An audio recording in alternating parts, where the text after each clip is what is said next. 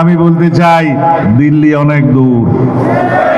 শেখ হাসিনা মনে রাখতে হবে, দিল্লি তোমার কাছে বটে, কিন্তু বাংলাদেশে যে ষড়যন্ত্র তুমি বাস্তবায়ন করার পায়তারা করছো, স্বপ্ন দেখছো, সেই দিল্লি অনেক দূর। এই দেশের মানুষ সাম্প্রদায়িক সম্প্রীতি রক্ষা করে হাজার বছরের ইতিহাস সৃষ্টি করেছে। পার্শ্ববর্তী দেশে যখনই ধর্মীয় সংখ্যালঘুদের উপরে অত্যাচার নিপীড়ন হয়েছে, বাংলাদেশে তার কোনো প্রভাব আমরা দেখি নাই। এদেশের মানুষ হাজার বছর থেকে হিন্দু, বৌদ্ধ, খ্রিস্টান, মুসলমান সবাই মিলেমিশে একই সমাজে বসবাস করছে। এখানে কোনোদিন সম্প্রীতি নষ্ট হয় নাই। আমরা ইতিহাস বলতে আওয়ামী লীগের আরো অনেক ইতিহাস বলতে পারি, সময় নাই। আওয়ামী লীগের ইতিহাস হচ্ছে এই দেশে গণতন্ত্র হত্যা করার ইতিহাস।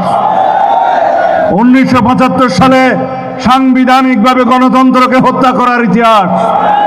মাত্র 13 মিনিটের মধ্য দিয়ে 13 মিনিটে পার্লামেন্টে বাকশাল প্রণয়ন করা হলো। শেখ মুজিব রাতারাতি গণতন্ত্রকে ধ্বংস করে নিজে আজীবনের জন্য নিজেকে প্রেসিডেন্ট ডিক্লেয়ার করলেন।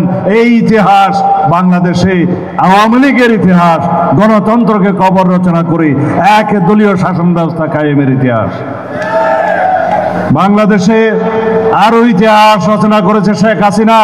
2011 সালে বাংলাদেশের মানুষের অত্যন্ত প্রিয় এবং চাহিত, তারা বলে এটা তাদেরই আন্দোলনের ফসল ছিল, তত্ত্বাবধায়ক সরকারের বিধানকে উড়িয়ে দেওয়ার ইতিহাস।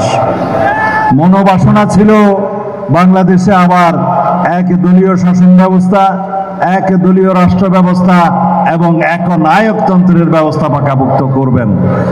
প্রায় পাকাপোক্ত হয়ে গিয়েছিল, কিন্তু বাংলাদেশের মানুষের উপর আল্লাহর অশেষ রহমত।